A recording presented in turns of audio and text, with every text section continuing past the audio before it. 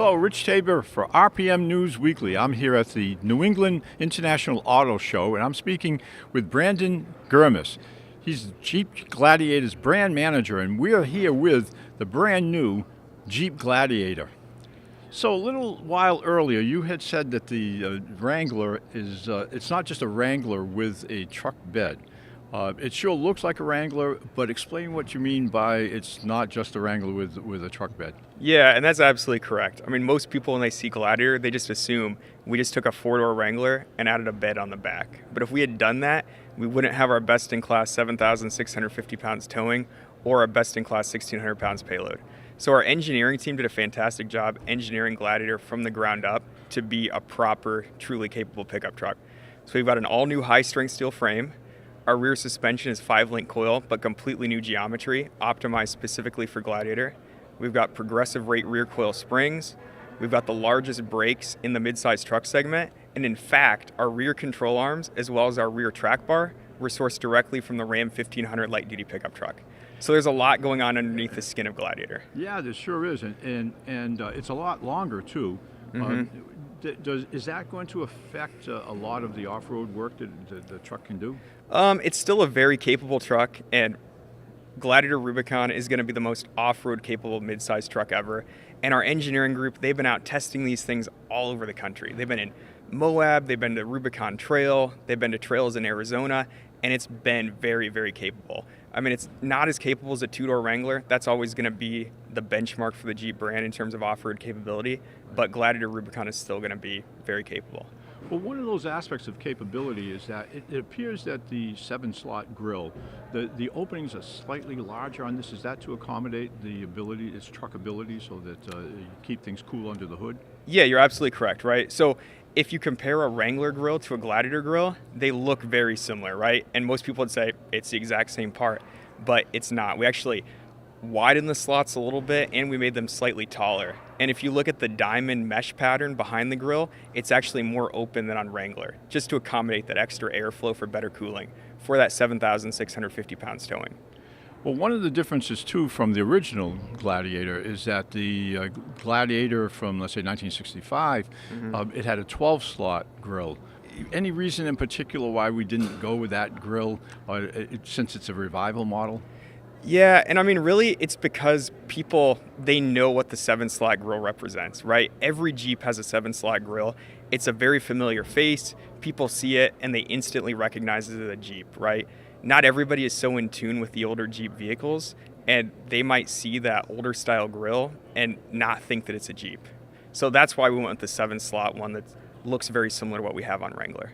Well, there are a lot of revivals this year, as it turns out. We've got the Gladiator, and we know we've got a new Ranger from Ford. And you also have the Supra from Toyota. You have a new Blazer, Chevy Blazer. So there seems to be quite a trend in the industry to going with revivals. Is there any particular reason that you settled on the Gladiator, not only as a name, but just why go in that direction?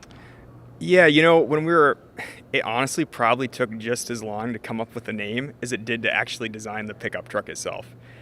We threw out pretty much every historical Jeep truck name there's ever been. So you've got Scrambler, Comanche, of course Gladiator, and ultimately we landed on Gladiator because if you look at the original Gladiator pickup truck, which came out in 1962 as a 63 model year, that was the first real full-size, capable body-on-frame pickup truck from Jeep.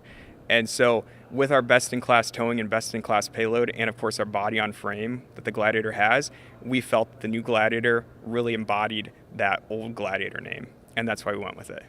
What are some of the special, unique features that you'll find with this compared with the Wrangler? So we have a couple new things. We've got standard 2-inch diameter aluminum-bodied Fox shocks on Gladiator Rubicon. First time that we've ever had a standard Fox shock on a Jeep product. And if you're familiar with the off-road industry, you know that Fox has the best off-road performance shocks in the business. So pretty excited to have that. We also have available our forward-facing off-road camera, which we call Trail Cam. And so this is actually mounted in the center slot of the grille, and it projects right onto the radio screen an image of what's in front of the vehicle. So if you're out on a trail, you're going to be able to see any obstacles like rocks or logs that are in front of the truck, and you can pick the best tire path to successfully negotiate that obstacle. And if it gets messed up, I understand that there's a washing system for it. Yes, yeah, right. So obviously the lens is going to get dusty. It's going to get muddy, right? And when that happens, you don't have to step out of the vehicle and take a rag and clean off the lens. All you got to do is you press a button right in the radio screen and it instantly washes off the camera. There's a nozzle right underneath the lens. It'll be clear, 20/20 vision once again. Well, it's creating quite a buzz in the industry, and I'm sure that it's going to go quite well.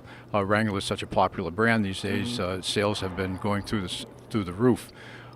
Any prospects as to how that might go and when you can find this in the dealerships? Yeah, I mean, we've been seeing a ton of demand for this product already. We haven't had a Jeep pickup truck in the market since Comanche bowed out in 1992. And ever since then, our enthusiasts have been asking for a brand new Jeep pickup truck, right? We've done concept vehicles, tons of Jeep pickup truck concept vehicles over the last decade and a half. And every time we introduce one, the enthusiasts say, wow, this is awesome, but it's another pickup truck from Jeep that I won't be able to buy at my local dealership. And it's awesome to finally deliver to our enthusiasts who've been demanding one for so long, an actual Jeep pickup that they can buy themselves. And it's going to start arriving in dealerships in the second quarter of 2019. That's terrific. I'm so glad you had an opportunity to talk about it a little bit more in depth, and we hope to see a lot more from Jeep. Thanks very much. This is Rich Tabor for RPM News Weekly, and I'm here with Brandon Grimus, Jeep Gladiator Brand Manager. All right, Thanks very much. Yeah, you're very welcome. Thanks.